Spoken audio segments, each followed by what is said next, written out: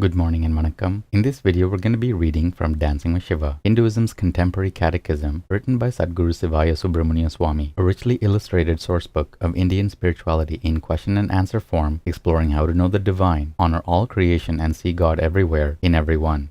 Today's lesson is lesson 144, and we'll begin by reading the caption to the facing image. Two mighty Dvarapalakas guard the sanctum, pointing devotees toward Shiva within. A bhakta approaches in ecstatic joy, having experienced his oneness with all, realizing that God Shiva is both in this world and beyond it, both creator and created. Lesson 144. What is the view of monistic theism? Shloka 144. Monistic theism is the synthesis of monism and dualism. It says God is transcendent and immanent, eternal and temporal, being and becoming, creator and created, absolute and relative, efficient and material cause. Om. Bhashya. Both strict monism and dualism are fatally flawed, for neither alone encompasses the whole of truth. In other words, it is not a choice between the God is man and world view of pantheistic monism and the God is separate from man and world view of theistic dualism. It is both. Panentheism, which describes all in God and God in all, and monistic theism are Western terms for Advaita Ishvaravada. It is the view that embraces the oneness of God and soul, monism, and the reality of the personal God, theism. As panentheists, we believe in an eternal oneness of God and man at the level of Satchidananda and Parashiva. But a difference is acknowledged during the evolution of the soul body. Ultimately, even this difference merges in identity. Thus, there is perfectly beginningless oneness and a temporary difference which resolves itself in perfect identity. In the acceptance of this identity, monistic theists differ from most Vishishtadvaitins. The Vedas declare, He moves and he moves not. He is far, yet is near. He is within all that is, yet is also outside. The man who sees all beings in the self, and the self in all beings is free from all fear. Om Namah Shivaya. Good morning and vanakkam. In this video, we're going to be reading from Living with Shiva, Hinduism's contemporary culture, written by Sadhguru Sivaya Subramania Swami. 365 daily lessons based on ancient Vedic laws, disclosing how to approach family, money, relationships, technology, food, worship, yoga, and karma to live a truly spiritual life. Today's lesson is lesson 144, and the topic is the roles of man and wife. Is there anything unique in the Saivite marriage that helps in dealing with the roles that men and women traditionally play? Are women always to be meek and dependent, and men aggressive and in charge? Sometimes an aggressive woman marries a passive man. How does Saivism deal with this? This totally depends on the education of both the husband and the wife. This has been my experience. When the modernization of education occurred, which taught people how to live in the world, run a business, or work for someone else, family life began to evolve out of the village consciousness and into the technological age. In this change, traditional roles also changed. Today, there are 5 basic patterns of marriage. In an agricultural community, women take care of the house and men take care of the farm, the business and industry. Or in some other societies where women are stronger, they work side by side with the men. There, for a man to have his wife work side by side with him in the field is a sign of status, better meals for the family, and more attention to himself. Also, we must understand that in these marriages, both husband and wife share a similar educational level, a similar understanding of how the world works. This is the first and oldest pattern.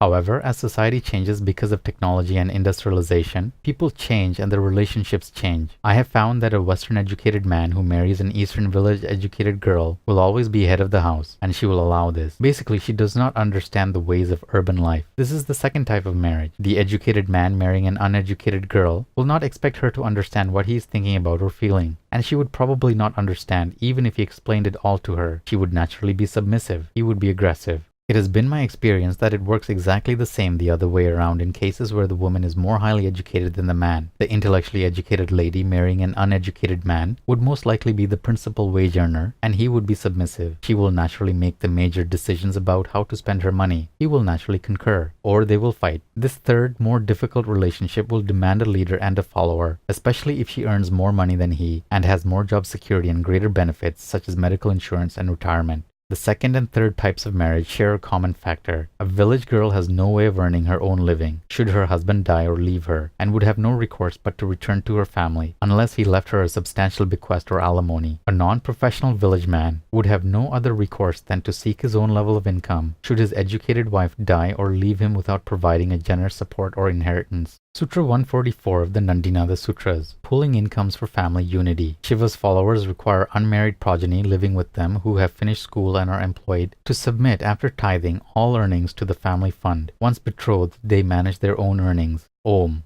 Good morning and vanakkam. In this video, we'll be reading from Merging with Shiva, Hinduism's contemporary metaphysics, written by Sadhguru Sivaya Subramania Swami. 365 enlightenment lessons from a mystical master, revealing the depths of Raja Yoga, the clear white light, the states of mind, and the ultimate spiritual destiny of every seeker.